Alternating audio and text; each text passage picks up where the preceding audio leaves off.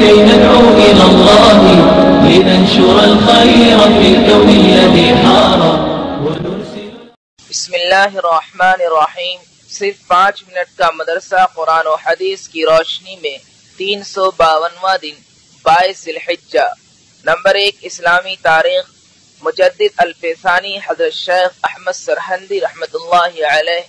حضرت مجدد الفیسانی سرہندی رحمت اللہ علیہ 11ویں صدی ہجری کے ہندوستان کے بلند پایہ عالم، داعی اللہ اور مجاہد تھے. آپ کی پیدائش سن 971 ہجری میں پنجاب کے علاقہ سرہند میں ہوئی. آپ حضرت عمر رضی اللہ عنہ کی نسل سے ہیں. تعلیم کی ابتدا حفظ قرآن سے کی اور والد صاحب کی خدمت میں ہی تعلیم کا سلسلہ جاری رہا اور 17 سال کی عمر میں فارغ التحصیل ہو گئے. شروع میں والد صاحب سے طریقہ چشتیہ میں بیعت کی، پھر سلسلہ قادریہ بھی حاصل کیا. والد صاحب کی وفات کے بعد حضرت خواجہ باقی باللہ سے بیعت ہوئے اور خلافت عطا ہوئی. اس کے بعد دعوت و تبلیغ میں مشغول ہو گئے. سنت و بدعت، شریعت و فلسفہ اور تصوف اسلامی اور رہبانیت کے فرق کو واضح کیا. دین کی خاطر ان کو قید خانہ کی مشقت بھی جھیلنی پڑی. ان کے ذریعے اللہ تعالیٰ نے بادشاہ اکبر کے دین الہی کے نام سے بنائے ہوئے اس فتنہ کا خاتمہ کیا جسے اس نے بہت سے مذہبوں کی رسموں کو ملا کر بنایا تھا. آپ کی وفات سن 1034 ہجری میں 63 سال کی عمر میں ہوئی اور اپنے وطن سرہند ہی میں مدفون ہوئے. حضرت شیخ احمد سرہندی رحمت اللہ علیہ کی سب سے بڑی علمی، اصلاحی اور تجدیدی یادگار ان کے مکتوبات ہیں. آپ کے تجدیدی کام کی بنیاد پر آپ کو مجدد الفیسانی کا لقب دیا گیا. نمبر 2 حضور صلی اللہ علیہ وسلم کا معجزہ، گھی میں برکت.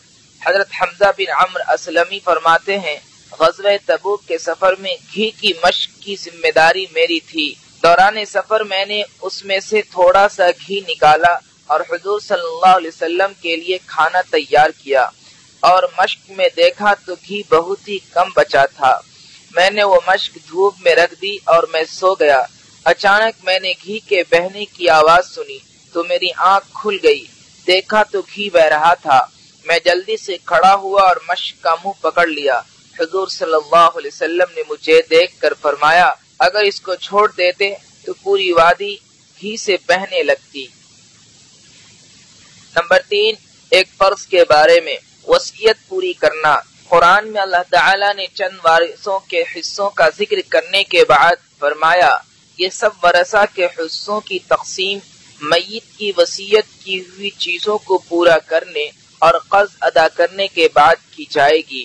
فائدہ، میت نے اگر کسی کے حق میں کچھ وصیت کی ہو تو وارثوں کو ان کا حصہ دینے سے پہلے میت کے چھوڑے ہوئے مال کے تہائی حصے سے وصیت پوری کرنا واجب ہے.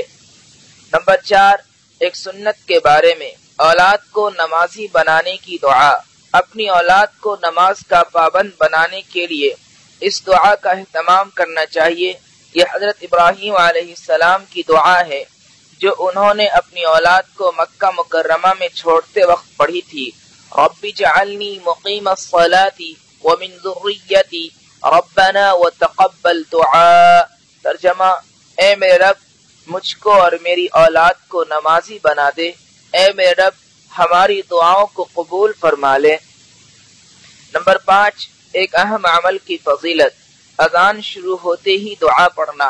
رسول اللہ صلی اللہ علیہ وسلم نے فرمایا جو شخص مؤذن کو اذان دیتے ہوئے سنے اور یہ کہے اشہد ان لا الہ الا اللہ وحدہ لا شریک لہ وان محمدا عبدہ ورسولہ رضیت باللہ ربا وبمحمد رسولا وبالاسلام دینا، تو اس کے گناہ معاف کر دیے جائیں گے.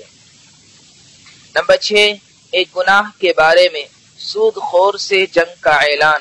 قرآن میں اللہ تعالیٰ فرماتا ہے اگر تم سود لینے سے باز نہیں آئے تو اللہ اور اس کے رسول کی طرف سے جنگ کا اعلان سن لو. لہذا ہر مسلمان کو سود سے بچنا چاہیے. نمبر 7 دنیا کے بارے میں، اللہ ہی روزی تقسیم کرتے ہیں. قرآن میں اللہ تعالیٰ فرماتا ہے دنیاوی زندگی میں ان کی روزی ہم نے ہی تقسیم کر رکھی ہے. اور ایک کو دوسرے پر مرتبہ کے اعتبار سے فضیلت دے رکھی ہے تاکہ ایک دوسرے سے کام لیتا رہے، اور آپ کے رب کی رحمت اس دنیاوی مال سے کہیں زیادہ بہتر ہے جس کو یہ لوگ جمع کرتے پھرتے ہیں۔ نمبر 8، آخرت کے بارے میں زمین گواہی دے گی۔ آپ صلی اللہ علیہ وسلم نے آیت تلاوت فرمائی، یومئذ تحدث اخبارها، اس دن زمین اپنی سب باتیں بیان کر دے گی۔ پھر ارشاد فرمایا، تم جانتے ہو زمین کیا خبریں بیان کرے گی؟